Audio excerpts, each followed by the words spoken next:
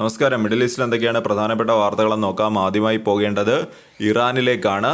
Western രാജ്യങ്ങൾക്ക് ശക്തമായിട്ടുള്ള ഒരു മുന്നറിയിപ്പ് നൽകിയിരിക്കുകയാണ് ഇറാൻ ഇപ്പോൾ. അതുപോലെ തന്നെ ഖത്തറിനെ ചേർത്ത് നിർത്താനായി ഇപ്പോൾ ഡൊണാൾഡ് ട്രംപ് പുതിയ ഒരു ഓർഡറിൽ ഒപ്പിട്ടിട്ടുണ്ട്.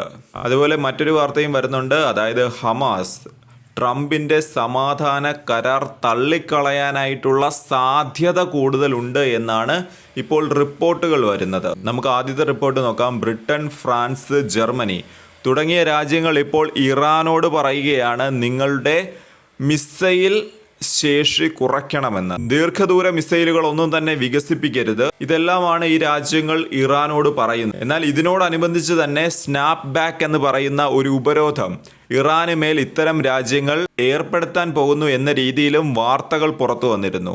എന്നാൽ ഇതിനെതിരെയാണ് ഇപ്പോൾ ഇറാൻ റവല്യൂഷണറി ഗാർഡ് ഇപ്പോൾ ശക്തമായ ഒരു മുന്നറിയിപ്പ് നൽകുന്നത്. ജനറൽ ജാഫർ ആസാദി പറയുന്നത്, ആവശ്യമുള്ളിടത്തോളം തന്നെ ഞങ്ങൾ മിസൈൽ പരിധി കൂട്ടുമെന്നാണ് അദ്ദേഹം പറഞ്ഞു വെക്കുന്നത്. അതായത് ബ്രിട്ടൻ, ഫ്രാൻസ്, ജർമ്മനി തുടങ്ങിയ രാജ്യങ്ങളുടെ ആവശ്യം ഇറാൻ ഇവിടെ തള്ളിക്കളഞ്ഞിരിക്കുകയാണ്. ഇറാന്റെ പ്രസിഡന്റ് ആയിട്ടുള്ള മസൂദ് പെഷസ്കിയൻ പാശ്ചാത്യ രാജ്യങ്ങളെ കടുത്ത ഭാഷയിലാണ് ഇപ്പോൾ വിമർശിച്ചിരിക്കുന്നത്. ഇറാൻ കീഴടങ്ങുമെന്ന് ആരും കരുതണ്ട എന്നാണ് അദ്ദേഹം പറഞ്ഞു വെക്കുന്നത്. ഇറാൻ കീഴടങ്ങും എന്ന് കരുതുന്നവർ അവർ സ്വപ്നം കാണുകയാണ് എന്നാണ് അദ്ദേഹം അഭിപ്രായപ്പെട്ടത്. അദ്ദേഹം പറയുന്നത്, ഇറാൻ ഇതുവരെ ലക്ഷ്യം വെച്ചിരുന്നത് അത് ഇസ്രയേലിനെ ആയിരുന്നു. ഇസ്രയേലിനെ മുൻനിർത്തിയായിരുന്നു മിസൈലുകളുടെ ദൂരപരിധിയെല്ലാം ഞങ്ങൾ കണ്ടിരുന്നത്. എന്നാൽ ഇനി അതിനപ്പുറം പോകാനായിട്ടുള്ള ഒരു സാധ്യതയുണ്ട് എന്നാണ് അദ്ദേഹം ഇവിടെ വ്യക്തമാക്കുന്നത്. എന്നാൽ ഇറാന്റെ ഇത്തരം പ്രസ്താവനകളെ അമേരിക്ക രൂക്ഷമായ ഭാഷയിലാണ് ഇപ്പോൾ വിമർശിച്ചിരിക്കുന്നത്. എന്നാൽ ഗൾഫ് മേഖലയിൽ നിന്ന് ഒമാൻ, ഖത്തർ തുടങ്ങിയ ചുരുക്കം ചില രാജ്യങ്ങൾ മാത്രമേ ഈ ഒരു വിഷയത്തിൽ സംസാരിച്ചിട്ടുള്ളൂ. സംഘർഷം വളരാതിരിക്കാനായിട്ടാണ് രണ്ട് കൂട്ടരും ശ്രമിക്കേണ്ടതെന്നാണ് ഈ രണ്ട് രാജ്യങ്ങളും പറഞ്ഞു വെക്കുന്നത്.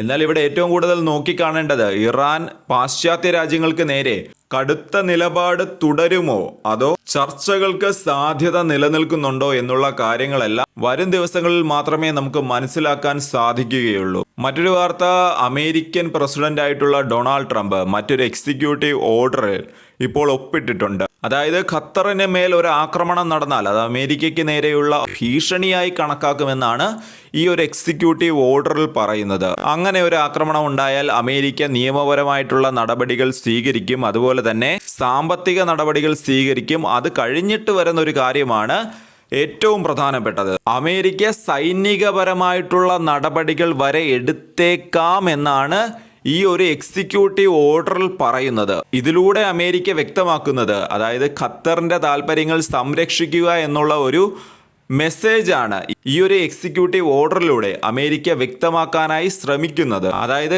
ഖത്തറിന് തങ്ങളൊരു ഉറച്ച പിന്തുണ നൽകുന്നു എന്നൊരു പ്രതീതി ഉളവാക്കാൻ ഈ ഒരു എക്സിക്യൂട്ടീവ് ഓർഡർ കൊണ്ട് ഒരുപക്ഷെ സാധിച്ചേക്കാം. എന്നാൽ ഖത്തർ ഇനി അമേരിക്കയോട് പണ്ടുള്ളതുപോലെയുള്ള ഒരു വിശ്വാസം കാണിക്കുമോ എന്നുള്ള കാര്യം അത് സംശയമാണ്. കാരണം ഖത്തറിന് മുമ്പുണ്ടായിട്ടുള്ള ചില അനുഭവങ്ങളുണ്ട്. അതുകൊണ്ട് തന്നെ ഖത്തർ ഇനി അങ്ങനെ ഒരു വിശ്വാസം അമേരിക്കയോട് കാണിക്കാൻ സാധ്യത കുറവാണ് എന്നാണ് വിലയിരുത്തലുകൾ വരുന്നത്. കാരണം അമേരിക്ക പല രാജ്യങ്ങളുടെയും താല്പര്യമനുസരിച്ച് തങ്ങളുടെ പോളിസികൾ മാറ്റുന്നുണ്ട്.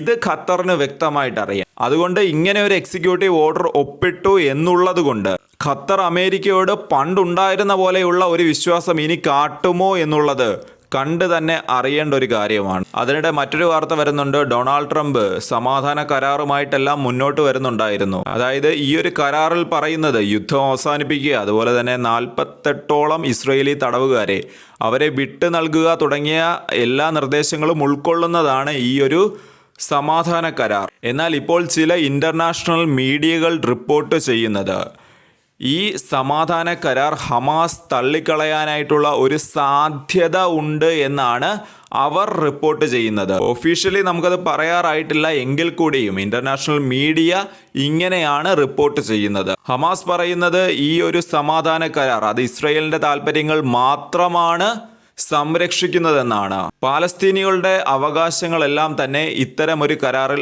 അവഗണിക്കുന്നു എന്നാണ് ഹമാസ് പറയുന്നത്. അതിനാൽ ഈ ഒരു പദ്ധതി സ്വീകരിക്കാനായിട്ടുള്ള സാധ്യത കുറവാണ് എന്നാണ് ഇന്റർനാഷണൽ മീഡിയ റിപ്പോർട്ട് ചെയ്യുന്നത്.